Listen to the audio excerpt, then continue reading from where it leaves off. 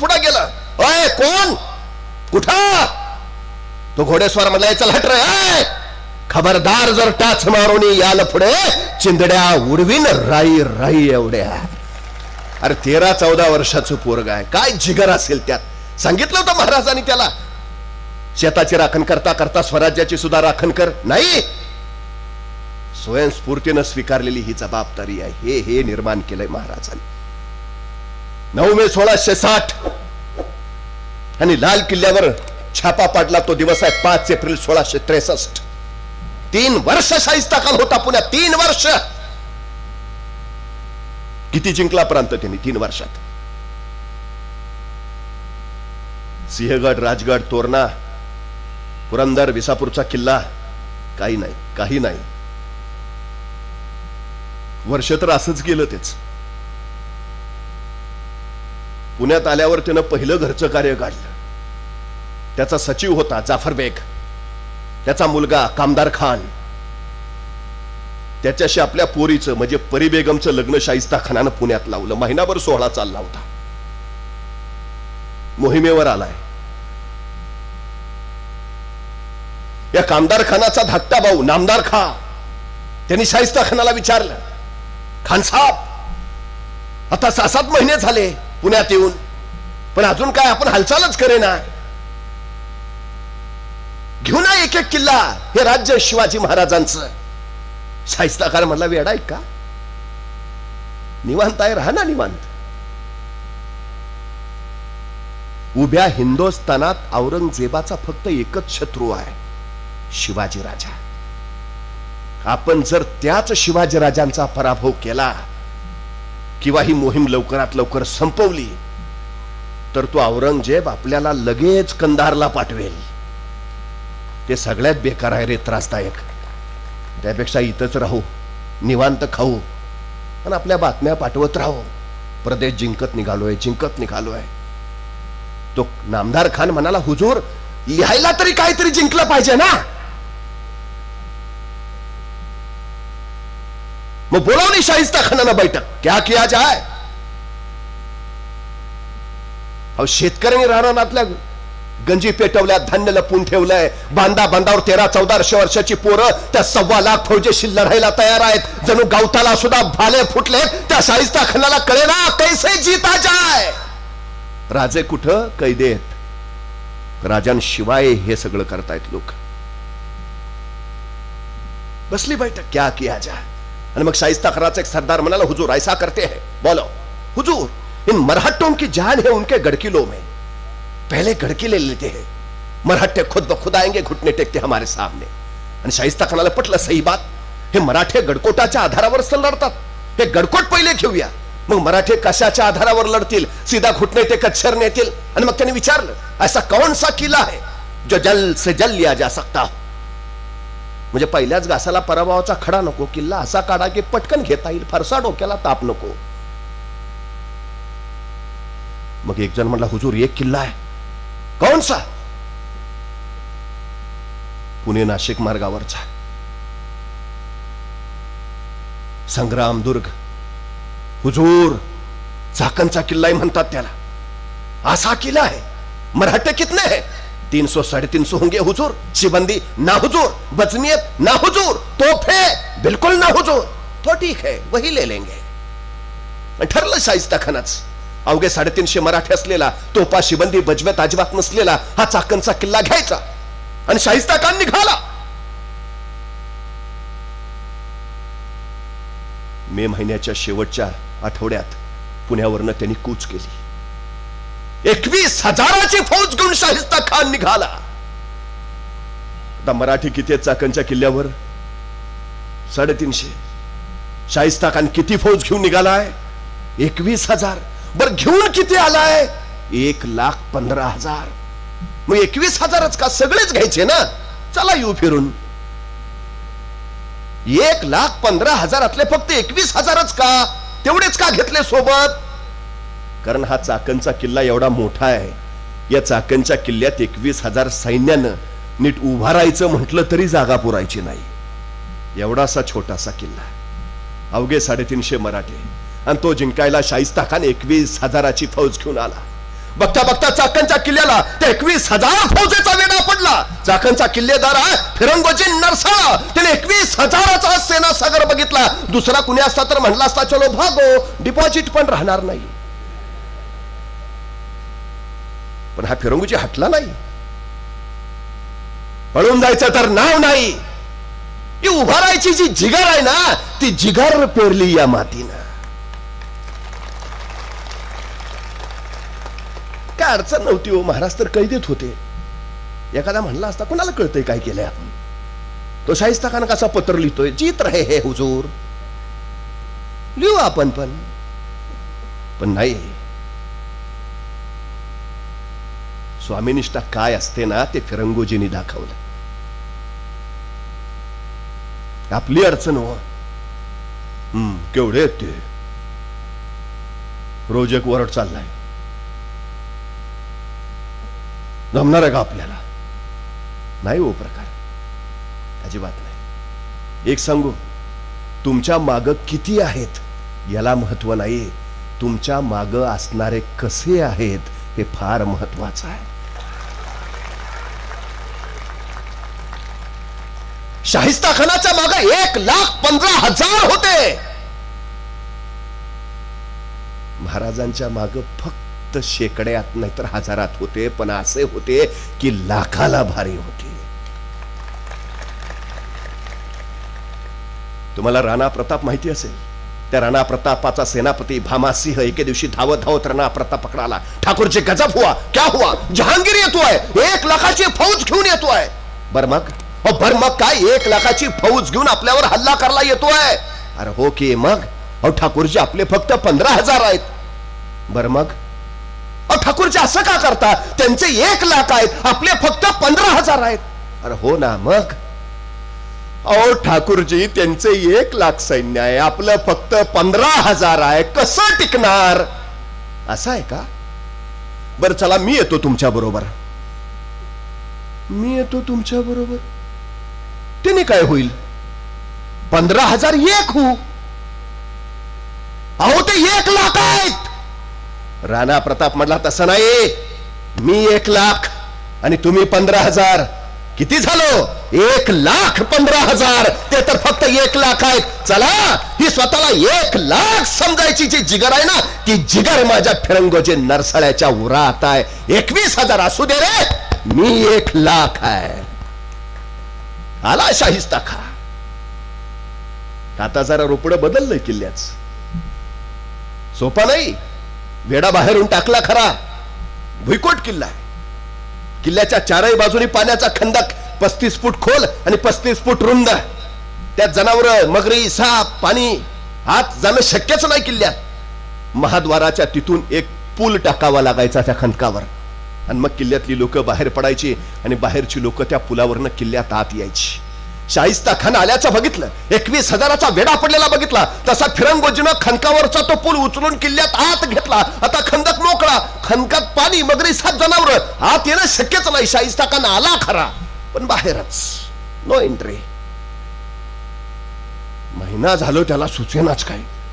त्याला वाटलं किल्ल्यात असलेल्या मराठ्यांचा धान्य साठा संपेल, किल्ल्यातलं पाणी संपेल, माणसं वैतागतील, आजारी पडतील, आज ना उद्या बाहेर येतील. पण त्या शाहिस्ता खानाला काय माहिती आहे, पोटात काही नसलं तरी पाठीचे कणे ताट ठेवतात मराठे.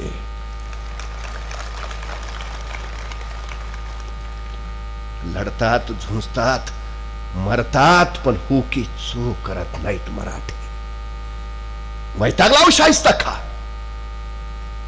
झटत राहिला, थडपडत राहिला, काही उपयोग नाही. बोलावली बैठक परत. क्या किया जाए? तरबियत खान नावाचा तोफखाना प्रमुख होता शाहिस्ता खानाचा. 21 तोफा बलाढ्य घेऊन आलेला येताना तो शाहिस्ता खानाला म्हणला, हुजूर ये मराठे बाहर नहीं आएंगे, हमें अंदर नहीं आने देंगे. सामने ही नहीं आएंगे तो लड़ेंगे कैसे? लड़ेंगे ही नहीं तो जीतेंगे कैसे? तो क्या किया जाए? हुजूर सीधा तोप मारा शुरू करते हैं, गोलाबारी शुरू करेंगे हुजूर. आधे घंटे में किला कब्जे में आ जाएगा. आणि पटलं शाहिस्ता खानाला. सही बात, तरबियत खा, तयारी करो. आणि तरबियत खान तोपमारीच्या तयारीला लागला. त्या रात्री शाहिस्ता खान निवांत झोपला. आता उद्या सकाळी तोपमारा सुरू, अर्ध्या तासात किल्ला ताब्यात. गाढ झोपलेला शाहिस्ता खान. रात्री 1-1:30चा प्रहर होता. किल्ल्यातल्या मराठ्याने खंदकावरचा पूल अलगद खंदकावर टाकला. 100 मराठे 1:30-2च्या सुमारास त्या पुलावरनं किल्ल्याच्या बाहेर पडले आणि सरळ झोपल्या शाहिस्ता खानाच्या छावणीवर हल्ला केला. सपासप कत्तल चालू झाली. आक्रोश किंकाळ्या, रक्ताच्या चिळकांड्या, मुर्द्यांचा निकप्रतांचे खात, यात्रांचा हल्ला कल्लोळ उडाला. शाहिस्ता खान खडबडून जागा झाला. क्या हुआ? छापा हुजूर. कौन थे? मरहट्टे हुजूर. कहां गए? निकल गए हुजूर. संतापला शाहिस्ता खान.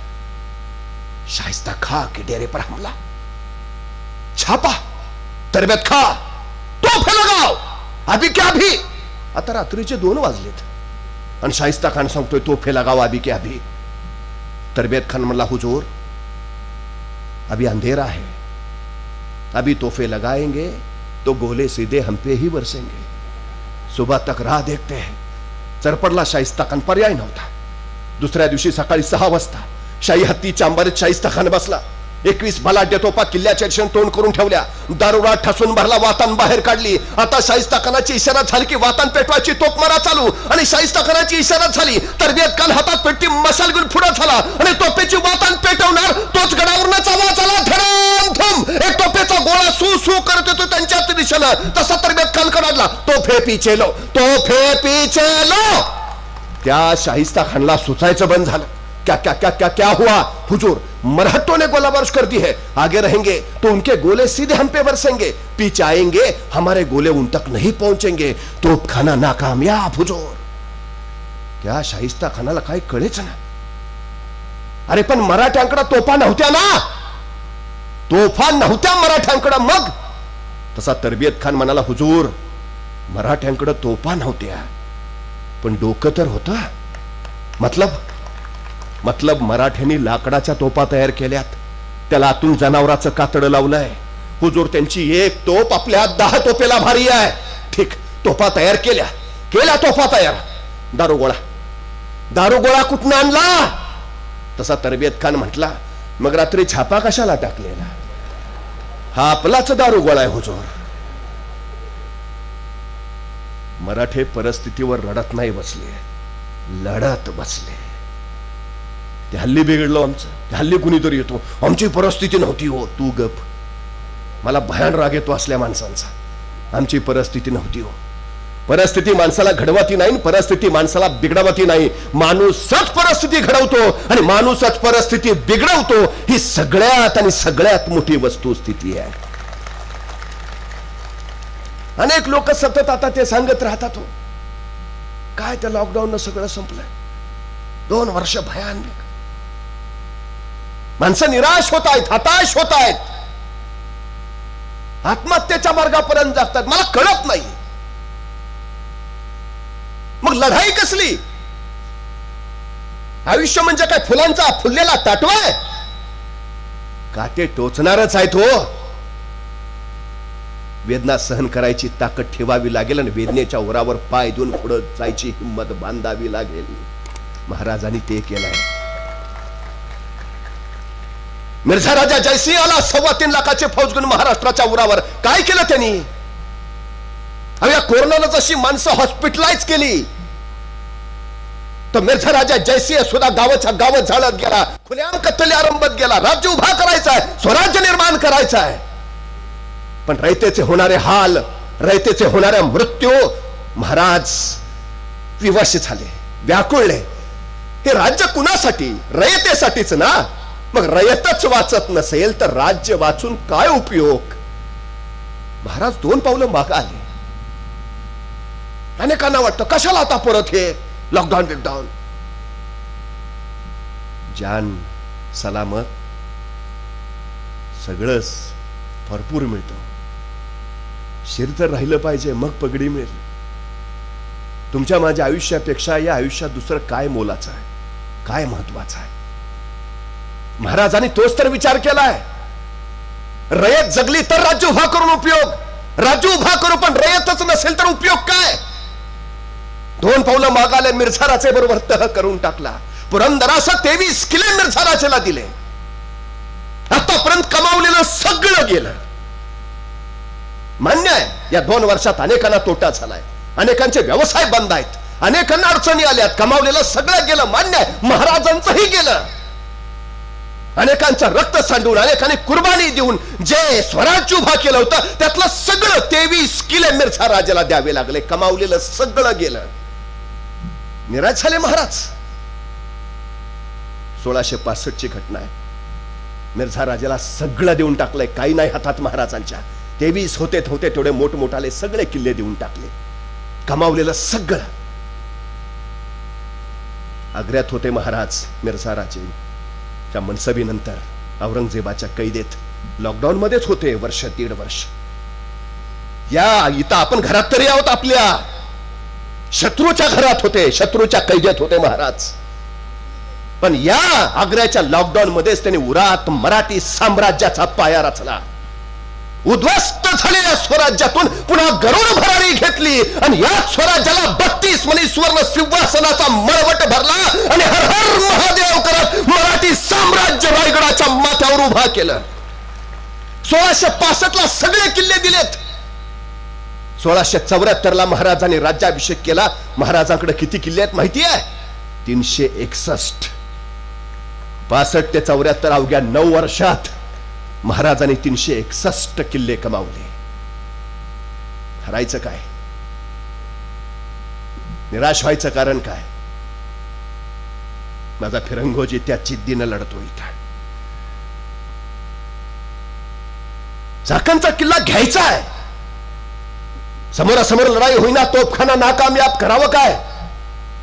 शाहिस्ता खान ने बोलावली बैठक, क्या किया जाए. आता अशी एखादी बैठक बसली की हमकाच त्याच्यात एखादं तिरकं असतं, तू तिसरंच काहीतरी काढतो. म्हणजे मी कायम सांगतो, एखाद्या गावाचा विकास करायचा असेल, समाजाचा विकास करायचा असेल, 4 गोष्टी फार महत्वाच्या. ज्याच्याकडे पैसा आहे त्याने पैसा द्यावा, ज्याच्याकडे वेळ आहे त्याने वेळ द्यावा, ज्याच्याकडे कष्ट आहे त्याने कष्ट द्यावे, आणि ज्याच्याकडे या तिन्हीपैकी काहीच नाही त्याने किमान गप राहावे. अडचण पाहिल्या तिघांची नसते, वळवळ ज्याच्याकडे काय नाही त्याची जास्त. चळवळ मोडीत काढायला कायम पुढे असतातच. शाहिस्ता खानने विचारलं क्या किया जाए, नेमकं तिरकं उठलं. हुजूर ऐसा करते हैं, बोलो हुजूर, अब हम जमीन के नीचे से हमला करते हैं. आता त्यानं सांगितलं चेष्टेत, शाहिस्ता खानने घेतलं सिरियस. सही बात बोला तू. पण त्याचंही बरोबर हो, समोरासमोर लढाई होत नाही, जमिनीवरनं तोफा चालवायच्या ताई नाकाम्यात, आता दुसरा पर्याय कुठला? शाहिस्ता खानाने युक्ती काढली. चाकणच्या किल्ल्याच्या उत्तरेचा बुरुज त्याने हेरून ठेवला आणि स्वतःच्या प्रचंड मोठ्या शामेनामध्ये त्यानं भुयार काढायला सुरुवात केली. त्याची योजना अशी की भुयार काढत खाली जायचं आणि ते भुयार सरळ उत्तरेच्या बुरुजाखाली न्यायचं, तिथं दारुगोळा ठसून भरायचा, स्फोट घडवायचा. त्या स्फोटानं तो उत्तरेचा बुरुज ढासळेल आणि त्या पाण्याच्या खणकात ती दगडमाती पडतील, बुरुज भरून जाईल आणि बघता बघता तिथं वाट तयार होईल. ती वाट तयार झाली की आपलं सैन्य हात सोडायचं. आत फक्त 300 मराठे अर्ध्या तासात खुर्दा उडवतील आणि किल्ला काब्जात घेतील. कौतुक करावं लागेल, 21 जुलैला भुयाराचं काम चालू केलं. शाहिस्ता खानाच्या प्रचंड मोठ्या शामेनात खुदाई चालू झाली. मराठ्यांना कल्पना नाही, मृत्यू आपल्या पायाखालनं चालत येतो आहे, अजिबात नाही. बर भुयार काढायचं काम साधं नाही. किरणजी जरा शोध घेतला तर असेल ते भुयार आजही काढायला हवं शोधून. ते उत्तरेच्या बुरुजाखाली आलंय. ते भुयार काढणं सोपं नव्हतं. सरळ जायचंय खोदत खाली आणि खाली जाऊन परत आडवं ओळायचं आहे. बरं आता सरळ खोदता येईल हो, आडवं खोदायला गेलो वरची माती धपकन खाली पडली म्हणजे वरचं अलवार वर राहिलं पाहिजे. भुयार मधल्या मध्ये कोरत कोरत पुढे गेलं पाहिजे. बरं माती काढता येईल हो बाहेर, मध्येच वाटेत एखादा खडक लागला तर चला डावीकडं. बरं गेलो डावीकडं, परत खडक लागला तर घ्या उजवीकडं. नाही हो, सरळ जायचं आहे. आणि त्याच्यापेक्षा धोका काय माहिती आहे? किल्ल्याच्या भोवतीनं 35 फूट खोल पाण्याचा खंदक आहे. हे आडवं भुयार काढत जातील आणि सरळ भुयार खंदकात येऊन संपेल आणि ते पाण्यात पडतील. म्हणजे भुयार केवढं काढायचं आहे? 35 फूट खोल, इतका खोल की पाण्याचा खंदक वरच्या वर राहिला पाहिजे, पाणी वरच्या वर राहिलं पाहिजे आणि भुयार त्याच्या खालून अलवार गेलं पाहिजे. आणि गेलं गेलं 14 ऑगस्ट रात्रीच्या 1 वाजता त्या भुयाराचं सारं काम पूर्ण झालं. शाहिस्ता खान आपल्या सैनिकांना सांगितलं, आता सुरुंगाची दारू नेऊन त्या उत्तरेच्या बुर्जाखाली भुयारातनं जाऊन ठसा, सुरुंग पेरून ठेवा. सुरुंग पेरून टाकले. कल्पना नाही मराठ्यांना अजिबात मृत्यू येतोय, पायाखालनं येतोय, अजिबात नाही. शाहिस्ता खान रात्री 1:30 वाजता शाही हत्तीच्या अंबारीत बसला. 2 सैनिक पेरलेला सुरुंग पेटवायला भुयारात आत शिरले. शाहिस्ता खान आपली हजाराची फौज त्याच्या उत्तरेच्या बुरुजाकडे नेऊन उभा केली. त्यांना सांगितलं, आता काही क्षणात स्फोट होईल, हा उत्तरेचा बुरुज ढासळेल, त्याची दगड माती खणकात पडतील, खणकात वाट तयार होईल, वाट तयार झाली की सरळ आत घुसा, झोपल्या मराठ्यांच्या सरळ कत्तली उडवान किल्ला ताब्यात घ्या. 1000 सैन्य वाट पाहत आहे. 1:30 वाजता बरोबर शाहिस्ता खानाची इशारत झाली आणि भुयारात आत पेरलेला सुरुंग पेटवला. थोय थोय थोय थोय करता आवाज झाला आणि प्रचंड मोठा आवाज उठला. धडम धम तो उत्तरेचा बुरुज ढासळला. त्या बुरुजावर असल्या 50-60 मराठे त्या ढिगाऱ्याखाली गाडले गेले. खणकात दगडा मातीची वाट तयार झाली. शाहिस्ता खानाचं 1000 सैन्य बघता बघता चाकांच्या किल्ल्यात हात घुसलं. फिरंगोचे नरसडल बघितलं, दोन्ही हातात समशिरी घेतल्या, उरलेले मावळे सज्ज झाले आणि तुफान रणकंदन सुरू झालं. लढत राहिला फिरोजी, झुंजत राहिला विराटपणे. त्या शाहिस्ता खानाला वाटलं होतं 50-60 तर या ढिगाऱ्याखालीच गाडले गेलेत, उरले 250-300. त्यांना कापायला माझ्या 1000 फौजीला कितीसा वेळ लागेल? अर्ध्या तासाचं काम आहे. शाही हत्तीच्या अंबारीत बसून तो गडाच्या महादरवाजासमोर उभाच होता. पण अर्धा तास झाला, 1 तास झाला, 2 तास झाले, 3 तास झाले, सकाळचे 5 वाजले, 6 वाजले, 7 वाजले.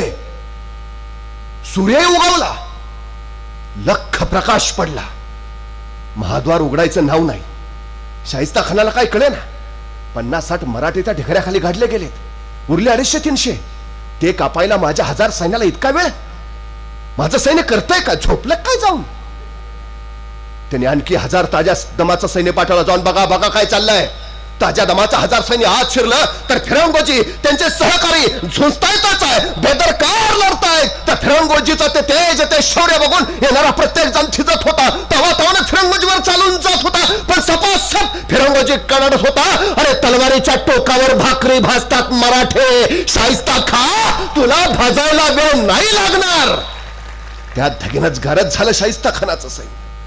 पण रात्रभर लढून बळ तोकडं पडलं आणि कुणीतरी एका मोगल सैनिकांना हळूच वाट बदलून गडाचा महादरवाजा उघडला आणि शाही हत्तीच्या अंबारीत बसलेला शाहिस्ता खा गडाच्या किल्ल्यात आत प्रवेश करता झाला. पाहतोय तो काय? फिरंगोची दोन्ही हातात समशेर घेऊन झुंजतोय, बेफाम लढतोय. त्याचं त्या अरसपाणी शौर्य बघितलं आणि चकित झाला शाहिस्ता खा. चित्रसेन नावाचा सरदार होता त्याला जवळ बोलावलं. जाओ, रोको रोको रोको से रोको जंग. चित्रसेन धावत धावत गेला. फिरंगोजीला म्हणाला, रोको रोको जंग रोको. हुजूर कह रहे जंग रोको. फिरंगोजीची सरसरती समशेर थांबली आणि तोपर्यंत शाही हत्तीच्या अंबारीत बसलेला शाहिस्ता खा फिरंगोजीच्या पुढ्यात आला. अरे काय लढतोस तू? काय तुझं शौर्य? वाह! अरे पण किल्ला आम्ही घेतलाच आहे, आता उगा जान कशाला घालवतोस? त्यापेक्षा आमच्याकडे ये, बादशाह जागीर देतील तसा उसळला फिरंगोजी. माझ्या राजानी मला काय कमी केलंय म्हणून येऊ तुझ्याकडं? मराठे तुटतील, फुटतील कुठले? हात! त्याचा तो करारात जबाब ऐकला. पण शाहिस्ता खा बहादुरीची कदर करणारा फिरंगोजीला म्हणाला, आम्ही तुझ्या शौर्यावर खुश आहे, जा बिंधोक जा. माझा कोणी सरदार सैनिक तुला अडवणार नाही. जा, तुला इथून जे जे न्यायचं आहे, हवं ते न्यायचं आहे, ते घेऊन जा बिंधोक. आणि चढ पावलाने माझा फिरंगोजी वळाला. डबडबल्या डोळ्यांनी एक वार तरी सगळ्या किल्ल्याला नीट पाहिलं. आपल्या मेल्या सैनिकांची प्रेत खांद्यावर उचलली आणि भरल्या काळाचा लब बुरुजावर फडफडत असलेला भगवा हातात घेतला आणि फिरंगोजी संग्राम दुर्गाच्या बाहेर पडला. 15 ऑगस्ट सकाळी 10 वाजता रंगोजींच्या रणसंग्रामानं पुनीत आणि पावन झालेला तो दिवस होता.